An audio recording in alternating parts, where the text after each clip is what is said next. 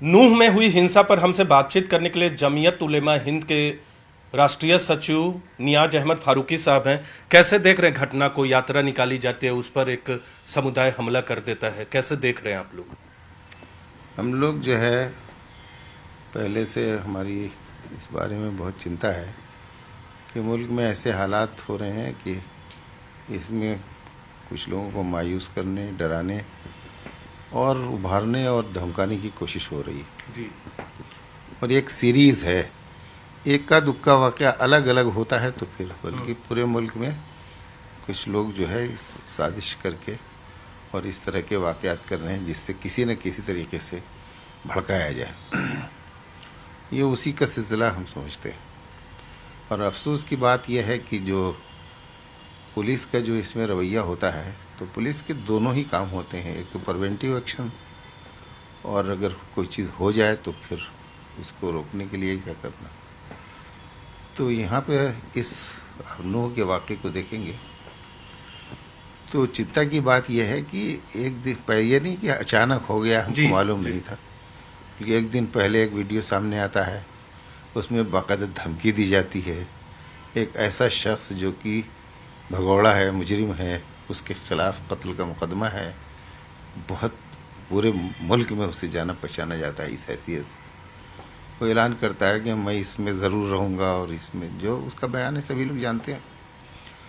तो और उसको रोकने के लिए कोई कोशिश नहीं की जाती, तो जाहिर है एक भीड़ को आप भड़काने की कोशिश कर रहे हैं। तो इसमें जो सबसे पहला हमारा काम यह है, हम जैसी संस्थाओं का, कि हालात कुछ भी हो हम तो सबसे पहले अमन की अपील करेंगे। लोगों को शांति बनाने की सबसे पहले ज़रूरत है और दोनों समुदाय के लोगों को जो समझदार हैं वो मिल बैठ करके और इसका कोई हल निकालना चाहिए। इसके अलावा और कोई चारा नहीं, ये काम आज नहीं कल होगा। बैठ के चल रही अमन के लिए, आपने कहा शांति के लिए, लेकिन आप जो बात कह रहे हैं फारूकी साहब की पहले से धमकी दी जा रही थी, आपको लगता है कि इस घटना के पीछे बाकायदा साजिश थी? यात्रा को भड़काने की, यात्रा में से जुड़े लोगों को भड़काने की पहले से साजिश थी, या दूसरे समुदाय के लोगों का भी कुछ उधर से भी साजिश किया गया? देखिए, कोई भी लड़ाई, कोई भी झगड़ा, कोई फसाद एक तरफा हो ही नहीं सकता जी। जब दोनों तरफ से भिड़ेंगे लोग तभी लड़ाई होगी जी। लेकिन इसमें देखना यह है कि पहल किसकी है और क्यों, कौन एग्रेसिव है जी।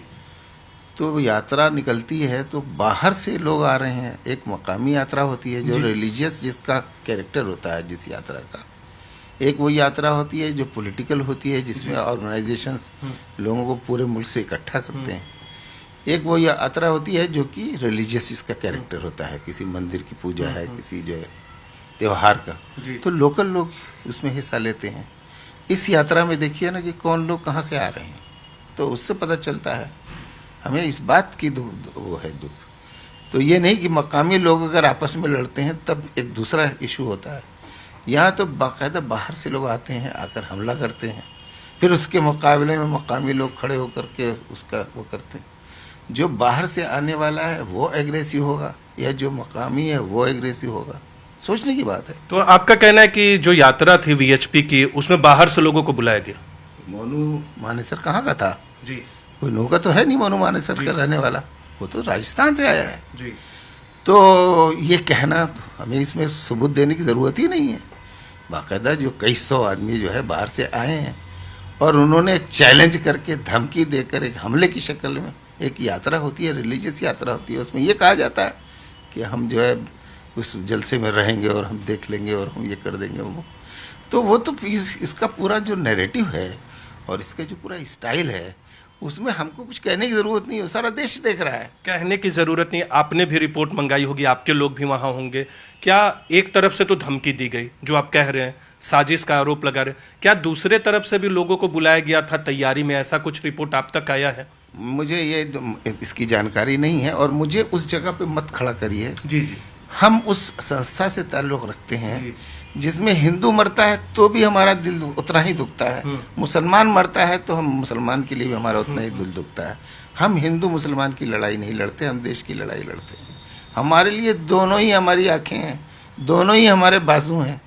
हम तो ये मारा जाता है तो भी हमारी तकलीफ़ है, वो भी मारा जाता है तो हमको उस जगह पे मत खड़ा करिए कि हम एक फिरके के खिलाफ हम लड़ेंगे। तो किससे लड़ेंगे? सरकार से लड़ेंगे, अदालत में लड़ेंगे, और अपनी आवाज़ जहाँ पे उठ सकती है हम वहाँ पे उठाएंगे। और हम ये हिंदू मुसलमान की लड़ाई नहीं लड़ेंगे, हम देश की लड़ाई लड़ेंगे। लेकिन आपका ये आरोप भी है और ये फाइंडिंग भी है कि वहां प्रशासन से चूक हुई है भारी। ऑब्वियसली आपको नज़र आ रहा है कि जब इस तरह के वीडियो आए हैं और उसमें ऐसा ऐलान किया जा रहा है, तो प्रशासन की सबसे पहली जिम्मेदारी है कि लोगों की प्रॉपर्टी, लोगों की जान माल की हिफाजत करना। आखिर प्रिवेंटिव एक्शन लिए जाते नहीं हर वाक़े से पहले। इस इलाके के जितने बाहर जो लोग ऐसे होते हैं जिनके बारे में शुबा होता है, उनके कैरेक्टर के बारे में, जिनके बारे में ऐलान होता है कि ये इस तरह के लोग हैं, उनको पहले ही से एक दिन पहले पकड़ कर बिठा लिया जाता है, बंद कर दिया जाता है। होता है कि नहीं होता? इसमें क्या किया उन्होंने? सवाल है ना।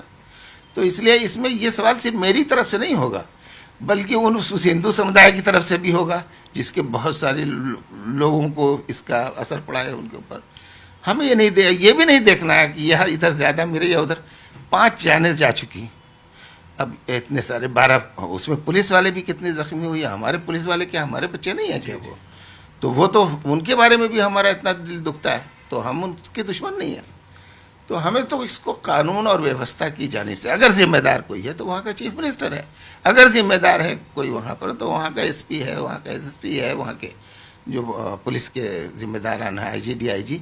अब जाके खड़े होकर बयान देने से क्या फ़ायदा है? उनके लोग मारे जा रहे हैं, उनको खुद देखना चाहिए कि अपने लोगों को तो कम से कम बचाएं वो। तो प्रशासन के लोग जिम्मेदार हैं, पुलिस के लोग जिम्मेदार हैं, और नूह में जो हिंसा हुई है, जो घटना घटी है, उसके पीछे साजिश मानते हो। जिस तरह से प्रोवोक किया गया, बाहर के लोग आए और इसीलिए ये हिंसा घटी है।